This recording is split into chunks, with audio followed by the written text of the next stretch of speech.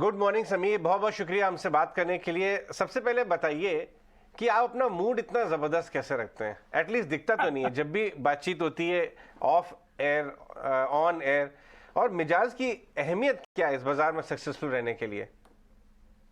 तो जी first thing is कि अगर आप अपने काम को एंजॉय ना करें, लेकिन मोर इम्पोर्टेंटली प्रेशर आपके पहुंचे, तो आप 25-30 साल तक ये काम नहीं कर सकते।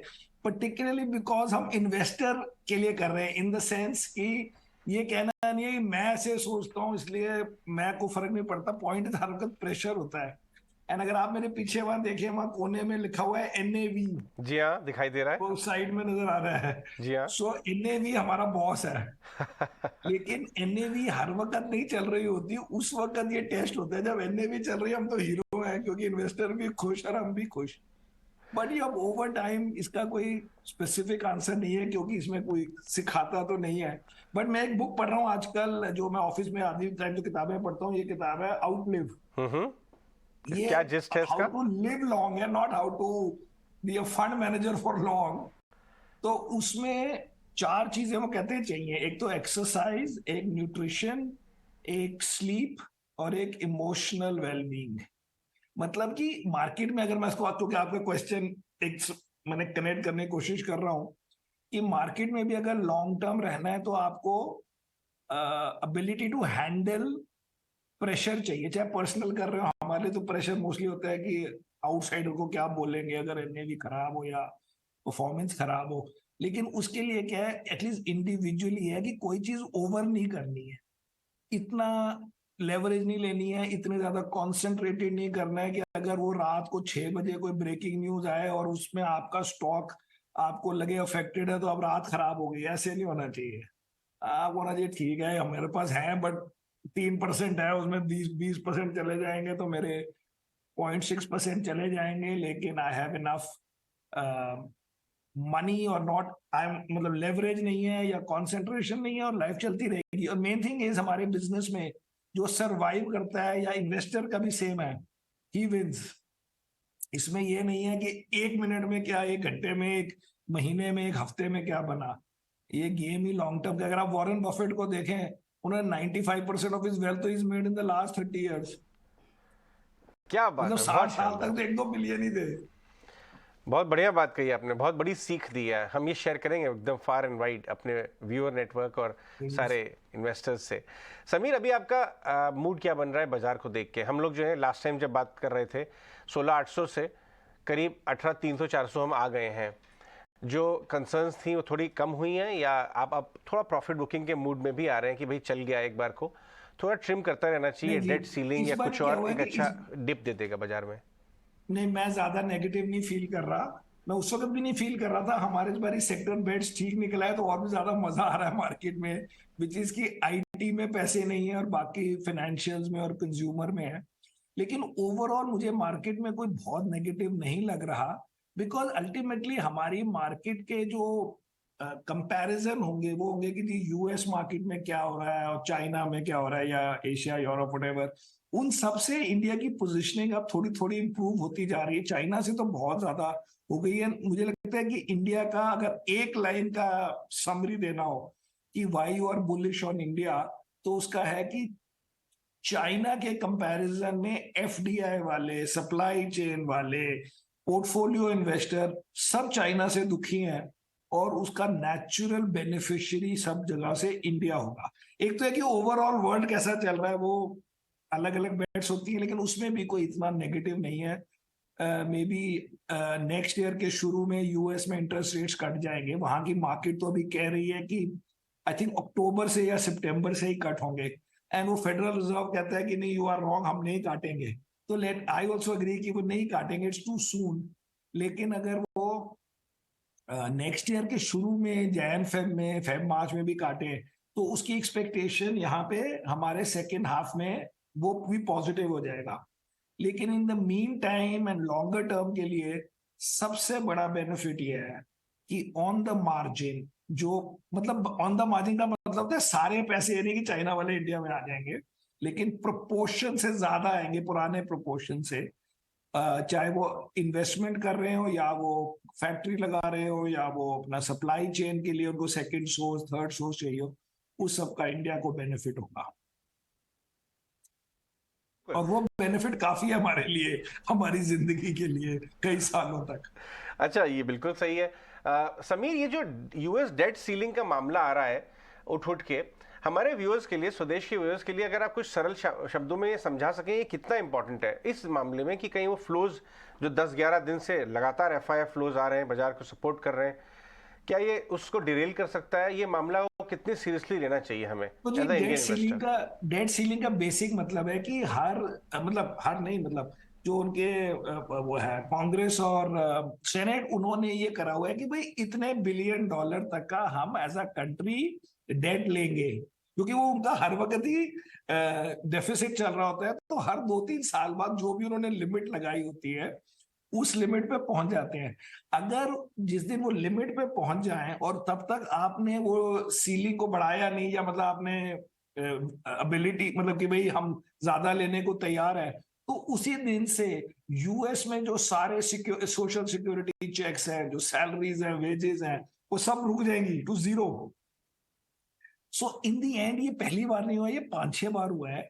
एंड बिकॉज वो अल्टीमेटली उनकी लोकल डिसीजन है, वो एंड में लास्ट डे कोई डीलिंग डीलिंग करते हैं, कोई कांग्रेस आई मीन ये डेमोक्रेट रिपब्लिकन से डीलिंग करते हैं जो है, एंड वो एंड में वो बढ़ा दी जाती है सीलिंग। बिकॉज वो तो उनका अपना वो है, अगर वो एक दिन जिस दिन भी वो लास्ट डे आता है, क्योंकि एग्जैक्ट डेट भी किसी को नहीं पता होती कि किस दिन वो सीलिंग हिट होगी।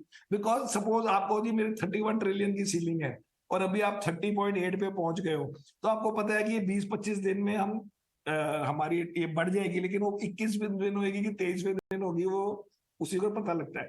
तो इसलिए इसमें एंड में आई डोंट थिंक कि दोनों साइड ये कहेंगी कि नहीं हमारी तो लिमिट 31 ट्रिलियन ही है, अब कल से बंद कर दो कंट्री को, गवर्नमेंट को, गवर्नमेंट इंस्टीट्यूशंस को। तो लास्ट टाइम उन्होंने क्या किया था, उसका वो बढ़ाने के लिए कि 4-5 दिन और मिल जाए, वो क्या करते हैं, जैसे म्यूजियम के एम्प्लॉयज को कहेंगे आप अभी फायर्ड हो 1 हफ्ते के लिए, या आप घर बैठो, या जो भी नॉन एसेंशियल गवर्नमेंट टाइप चीजें हैं जिसमें गवर्नमेंट के पैसे लगते हैं वो रोक देते हैं।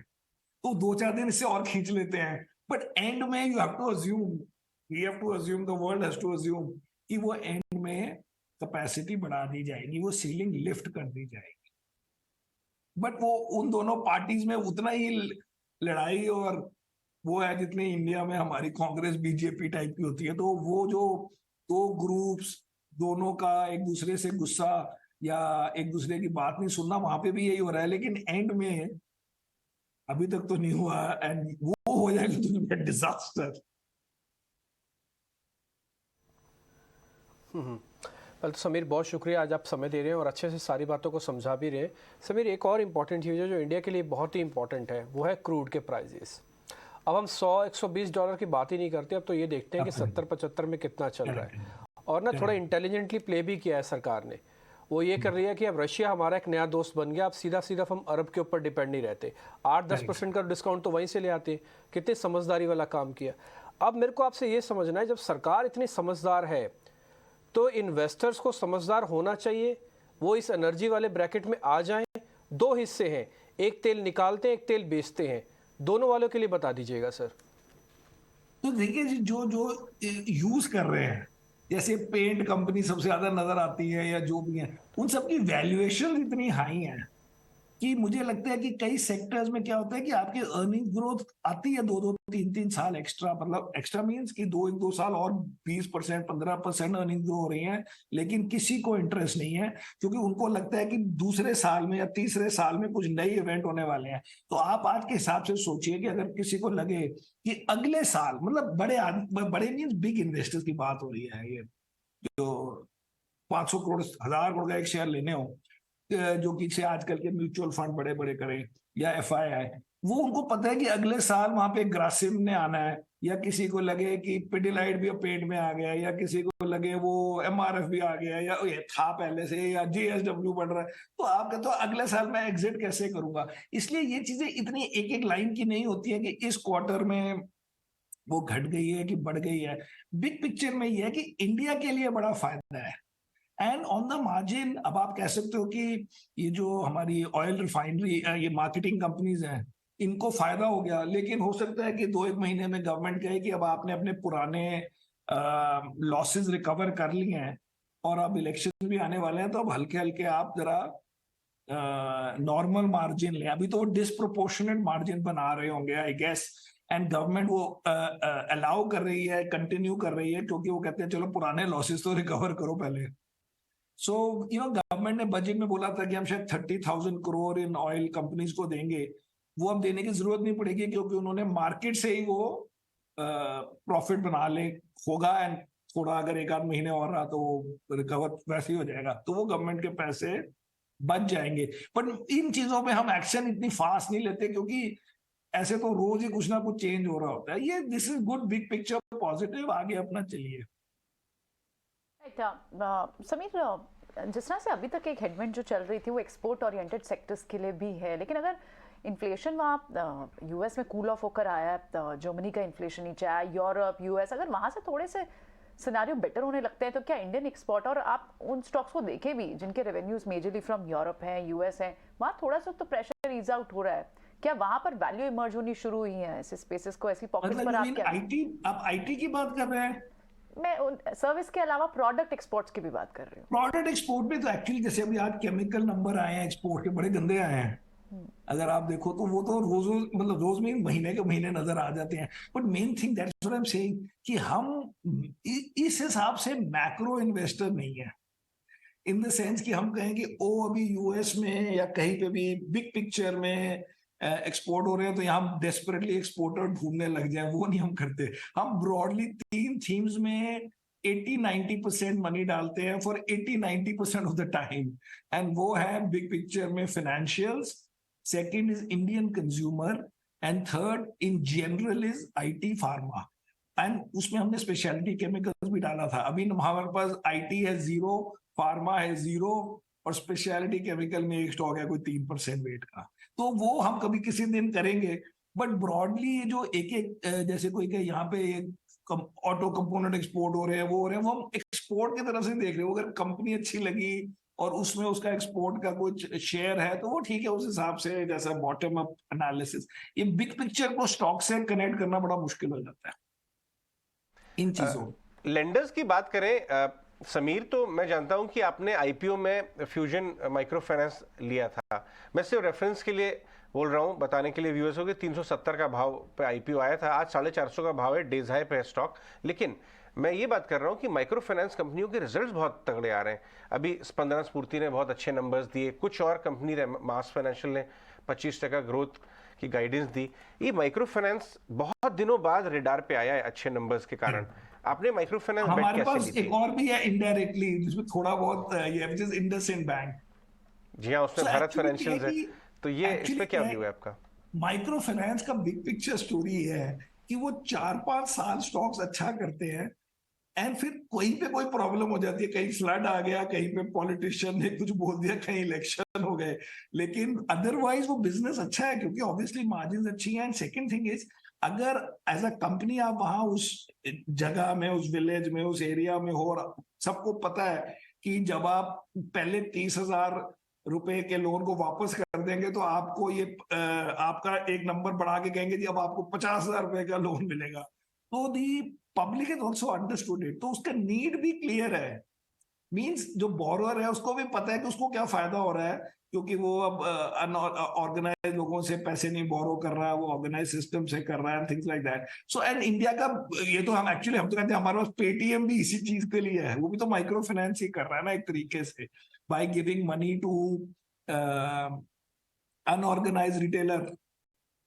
तो एज अ कॉन्सेप्ट तो ये अच्छा है। इसमें जस्ट ये कि वो साइकिल आती है इसमें, अनलाइक मेनी अदर थिंग्स जो काफी डिफिकल्ट साइकिल हुई कही है। लेकिन अब बंधन बैंक को देखिए कितनी बार वो फंसा है, स्पंदना कितनी बार फंसे हैं, 2 बार फंस चुके हैं, तीसरी बार शुरू कर रहे हैं। टफ अदरवाइज, बट अभी तो अच्छा है। ये साइकिल खेल लेना चाहिए शायद, और उसके बाद जब साइकिल फुली प्ले आउट हो जाएगा 1-2 साल तो चलेंगे, फिर देखते हैं। बट एक दिन तो उसके मेरा तैयार होना पड़ेगा, कभी 2 साल बाद, पता नहीं 6 क्वार्टर्स बाद, 8 क्वार्टर बाद कभी होगा, देखेंगे। दैट इज वाई इतने सारे लोग, हमारे 14 लोग एनालिस्ट करेंगे यही सब काम करते हैं ना, जाके चेक करने का कि अब हाँ, खत्म नहीं हो गई ये स्टोरी, अभी तो अच्छी है। ये बात सही है। इनफैक्ट नाम सेम रहता है, ओनर चेंज हो जाता है, मैनेजर चेंज हो जाता है। जैसे स्पंदना के केस में केदारा पूरा ओनर हो गया, हाँ करेक्ट, और क्योंकि वो मैनेजर वही शलभ शुरू हुए सक्सेना ना, आ गए। नहीं, इसीलिए बंधन तो में आ गया कि एक्टिव वहां बारिश मैनेजमेंट हो एक गई है, स्किल है। फ्लड्स आ गए हैं, किसी को आता है कि पॉलिटिशियन ने कुछ बोल दिया कि पैसे वापस नहीं करने, तो गई कहानी। एनीवेज, ये कंजम्पशन साइड पे मैं आपसे एक बार जानना चाहूंगा। अभी कुछ दिन पहले हमने देखा अचानक ये मेंस इनरवेयर स्टॉक पेज और पूरा बास्केट चलने लगा। लोग कहने लगे कि ये एलन ग्रीनस्पैन का वो मोमेंट है, मेंस इनरवेयर इंडेक्स जो इकोनॉमी की रिकवरी को बताता है। उसके बाद हमने देखा वरुण बेवरेज देवयानी मॉडल चलने लगा, क्योंकि लोग बहुत बाहर जाके खर्चा कर रहे हैं। और लेकिन जब एफएमसीजी कंपनी के नंबर्स आए तो वॉल्यूम में वो रिफ्लेक्शन नहीं हुआ। आप कैसे देख रहे हैं? आपने कौन सा पार्ट ले रखा है अपने बास्केट में कंजम्पशन का? हमारे पास ये जो हमारा हिट रहा है लास्ट 2019 से 5.5 टाइम हो चुका है, वो है वरुण बेवरेज। करेक्ट। लेकिन पॉइंट इसके, आप एक एक स्टॉक को ऐसे नाम से लेना बड़ा मुश्किल काम है, क्योंकि हम लेते हैं 20 स्टॉक अलग अलग सेक्टर्स के, उसमें नॉर्मली 10-12 चल जाए और 2-4 बड़े खराब हो जाए और 3-4 प्लस माइनस मार्केट चल जाए तो हमारा काम हो गया। अब उसमें क्या होता है, किसी को नहीं पता होता कि किसका नंबर आएगा। जैसे वरुण बेवरेज हमने 2019 में लिया कि चलो जी ये पेप्सी का बॉटलर है, इसको साउथ की टेरिटरी मिल गई है, साउथ में उसका मार्केट शेयर कम है, साउथ में उसकी मार्जिन कम है पेप्सी की। तो जब उन्होंने वरुण बेवरेज को वो दी तो वो उसने कहा जी हम बढ़ा लेंगे क्योंकि हमारा रेस्ट ऑफ रीजन में ये मार्जिन है, रेस्ट ऑफ रीजन में ये मार्केट शेयर है, मतलब उसकी टेरिटरीज में, नॉर्थ में। अब उसके बाद किसी को ये इस चीज से स्टॉक नहीं चला। स्टॉक चला क्योंकि सडनली पेप्सी की एक न्यू ड्रिंक आई called Sting, which is poor man's Red Bull, high energy, high sugar. अब वो सडनली ऐसी बढ़ रही है कि वो आई थिंक 15-16% ऑफ रेवेन्यू बन गया। अब आप बताओ 2019 में, 20 में, 21 में, ना उनको पता होगा कि स्टिंग एक ऐसी चीज आएगी, ना हमें पता था। वो स्टिंग इतनी चली कि कोका कोला ने अपने ड्रिंक शुरू कर दी कॉल्ड चार्ज्ड। अब आप ये पीजिए, मैं तो पी भी नहीं है, मैं तो खाली दूर से देखी है। बट द पॉइंट इज कि किसी को नहीं पता होता 19-20 में कि ये होगा 22-23 में जाके। हर स्टॉक में आप देख लीजिए, कोविड के बाद वो जब स्टॉक्स गिरे तो हमने ये 2 होटल स्टॉक्स ले लिए। किसी को बड़ा पता था कि वैक्सीन कब आएगी, इंडियंस को वैक्सीन मिलेगी कि नहीं मिलेगी, बट आपको पता था कि अब ये सेक्टर वैसे अच्छा है, ये डिसरप्ट नहीं होगा। और हम 20-25 स्टॉक के साथ बेट कर रहे हैं। उसमें हमने क्योंकि गंदी चीजें हटा दी हैं, ये चेक कर लिया, फाइनेंशियल चेक कर लिया, उसके बाद सब मिलके भगवान का नाम लेंगे और उसमें अपने आप खुद चल जाती है कुछ चीजें। हम कहते हैं देखो जी हमारे पास थी। अच्छा, बाय द वे समीर, आपके ये स्टिंग वाला जो आपने वाकया कहा ना, इस पे प्रियंका बहुत जोर से हंसने लगी, क्योंकि उन्होंने वो अक्सर जो है स्टिंग पीती हैं। अच्छा पीते हो आप? अच्छा कैसी है ड्रिंक, अच्छी है? बता रही है, बताइए। चल तो बहुत रही है। It was a very bad drink. मैं अजय को बताती कि किसी दिन ऐसा मौका था कि कुछ पीना था और कुछ था नहीं उस ग्रोसरी शॉप के पास, तो वही लेना पड़ा। बट अजय, आप ये जो बात बोल रहे हैं ना, इस वक्त आपको पता है, आप समीर से बोल रहे थे कि समीर क्या वजह है कि वो इतने खुश मिजाज रहते हैं। एक फैक्टर तो मैं भी बता सकती हूँ, समीर उससे रिलेट करेंगे। समीर, आपा पंजाबी हैं, किसी बात पे भी खुश हो ही जाते हैं। एब्सोल्युटली, मैं पंजाबी भी हूँ और सैजिटेरियन भी हूँ, ये दोनों बड़े अच्छा कॉम्बिनेशन है। करेक्ट। ठीक है, बिल्कुल। तो अब समीर, कौन सी और दूसरी ब्रॉडर थीम्स है, क्योंकि इंडस्ट्रियल कैपेक्स ड्रिवन थीम्स, इन थीम्स पर तो लगातार बाजार की नजर है। कौन सी और बड़ी थीम्स आप फ्यूचर थीम्स को स्टडी कर रहे हैं जहां आपको लगता है कि डिस्कशन का पॉइंट हो सकता है? एक्चुअली इंडस्ट्रियल में बहुत ज्यादा ध्यान दिया ही नहीं है, लेकिन जो हमने नए स्टॉक्स ये 2-3% वाले, होपिंग कि ये 20-25 स्टॉक जो सेकंड ग्रुप के हैं, 10 हमारे बड़े वाले स्टॉक होते हैं like HDFC bank, ICICI bank type, जो सेकंड ग्रुप में हमने अलग अलग बेट्स लिए हैं, उसमें ली हुई है एक जो हमारी इस साल अच्छी चली है विच इज पेटीएम, फिर हमने लिया जोमेटो, फिर हमने लिया IDFC first bank, Bharat electronics. वो इधर उधर करके कुछ कुछ लेके 2-2% के हम 20-25 स्टॉक लेते हैं। तो उसमें तो हर वक्त हम तैयार होते हैं कोई नया आइडिया है। लेकिन लास्ट वन जो हमने खरीदा होगा, पता नहीं, एंड में तो मैंने अंबुजा खरीदा था after the correction, Feb correction के बाद, मतलब जब वो फॉल हुई थी। तो अब ऐसे ही चलता है, लेकिन हमने अभी तक कोई बहुत कैपिटल गुड्स टाइप स्टॉक अभी तक नहीं लिया।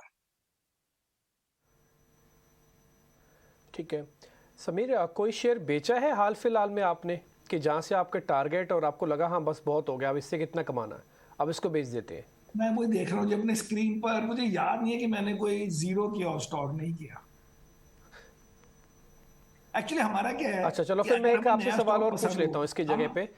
हाँ अगर हमें नया स्टॉक पसंद हो, हमें पैसों की जरूरत नहीं होती, हम उसको लेके कुछ और शॉर्ट कर देते हैं, तो फिर हमारा नेट वही रहता है, लेकिन हम अपना ग्रॉस बढ़ा देते हैं बियॉन्ड 100। अभी भी 100 से ज्यादा है हमारा लॉन्ग, मतलब हम 100 एनएवी में 110 लॉन्ग है और 40 शॉर्ट है। आपको तो हम 10 ऑर्डर बढ़ा के इधर 10 शॉर्ट करके without even getting new money बढ़ा सकते हैं। तो ये भी एक रीजन है खुश होने का किसी की जरूरत नहीं है। ठीक है समीर, बहुत बहुत शुक्रिया, थैंक यू वेरी मच। अच्छा लगा आपसे Thank- बातचीत करके और Thank मज़ा you आता very है much. हमेशा की तरह, पूरी तरह से हम चार्ज हो जाते हैं और उम्मीद करते हैं आगे वापस से जल्दी आपसे अब जल्दी चार्ज हो मुलाकात होगी। जाइए, लेकिन बहुत बहुत शुक्रिया चार्ज ना सर, थैंक यू लीजिएगा, वेरी मच। स्टिंग ही लीजिएगा। स्टिक मत लीजिए। नहीं नहीं ठीक है जी, चार्ज बिल्कुल तो समझ गए जी, competitor थोड़ी की गल drink बिल्कुल है। समझ गए। Thank you very much charge तो सर, competitor बहुत बहुत की शुक्रिया drink जी। है। ओके ठीक है sir, thank you very much जी, थैंक यू वेरी मच, बहुत बहुत शुक्रिया।